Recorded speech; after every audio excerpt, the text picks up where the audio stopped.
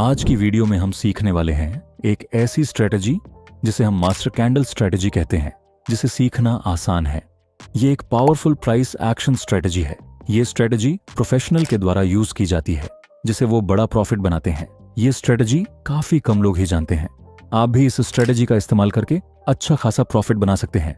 इसके लिए आपको इस स्ट्रेटजी के सारे महत्वपूर्ण पॉइंट जानना होगा, तो एक भी पॉइंट मिस ना करें। चलिए इस वीडियो में मास्टर कैंडल की स्ट्रेटजी यूज करना सीखेंगे। साथ में ये भी सीखेंगे कौन सी बातों का हमें ध्यान रखना चाहिए। सभी पॉइंट सीखने के बाद ही अगर हम इस स्ट्रेटजी का इस्तेमाल करते हैं तो हमें सही रिजल्ट मिलता है। सबसे पहले हमें चार्ट पे मास्टर कैंडल को कैसे पहचानें। मास्टर कैंडल जानने के बाद ही आप ये स्ट्रेटजी यूज कर सकते हो। जो मास्टर कैंडल होती है वो एक लंबी कैंडल स्टिक होती है। इस कैंडल की जो बॉडी होती है वो बड़ी होती है और इसकी विक छोटी होती है। इस कैंडल स्टिक पैटर्न में ये कैंडल इंपॉर्टेंट होती है।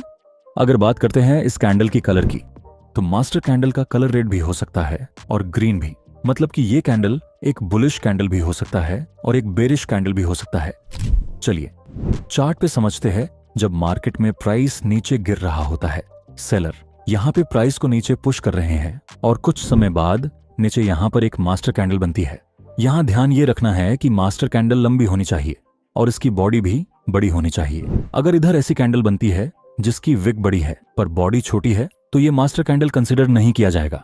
तो इस कैंडल का कलर ग्रीन भी हो सकता है और लाल भी हो सकता है। जब प्राइस गिरते हुए अपने लो साइड पे आकर क्लोज करती है, ये कैंडल यहाँ पे अग्रेसिव सेलिंग दिखाती है। ये हो गया मास्टर कैंडल। पर इस स्ट्रेटजी में और भी कैंडल बनती है। इसके बाद जो कैंडल बनती है वो छोटी बनती है, तो यहाँ पर हमारा मास्टर कैंडल पैटर्न बनता दिख रहा है। यहाँ देखते हैं तो मास्टर कैंडल को लेकर यहाँ 5 कैंडल बनती है। इसमें एक बड़ी और बाकी कैंडल छोटी होनी चाहिए। तो इस पैटर्न में जो छोटी वाली कैंडल होती है उसे चाइल्ड कैंडल कहते हैं।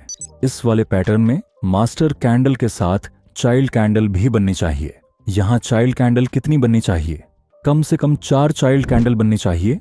तो ये चारों कैंडल का कलर कुछ भी हो सकता है, मतलब कि रेड भी हो सकता है और ग्रीन कलर का भी हो सकता है। ये उतना मायने नहीं रखता है, पर यहाँ पे एक बात का खास तौर पर ध्यान देना होगा कि चाइल्ड कैंडल में से कोई भी कैंडल मास्टर कैंडल को ब्रेक नहीं करनी चाहिए। मतलब यहाँ पे जो चाइल्ड कैंडल है वो मास्टर कैंडल के हाई के ऊपर नहीं जानी चाहिए।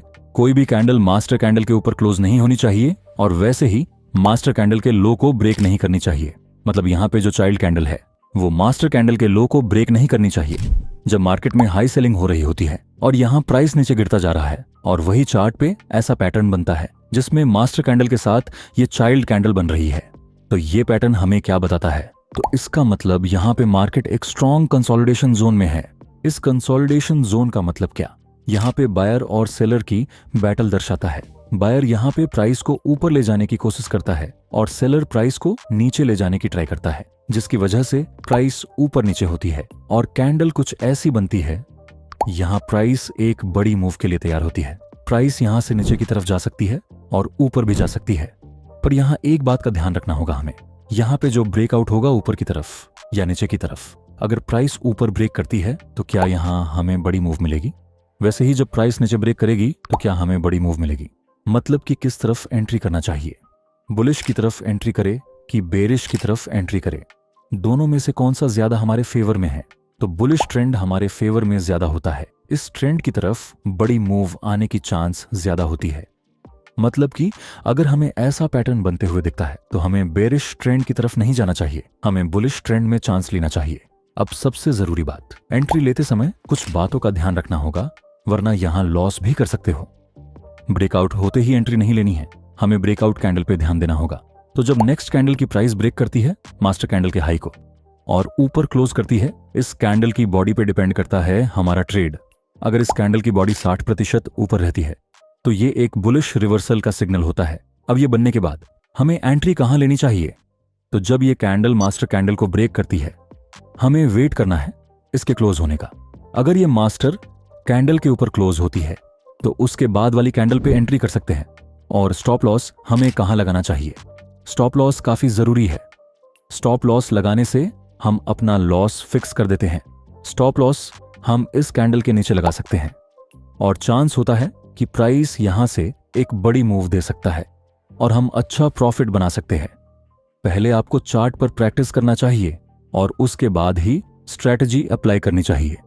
तो ये थे कुछ जरूरी पॉइंट अगर हम मास्टर कैंडल स्ट्रेटजी का यूज करते हैं।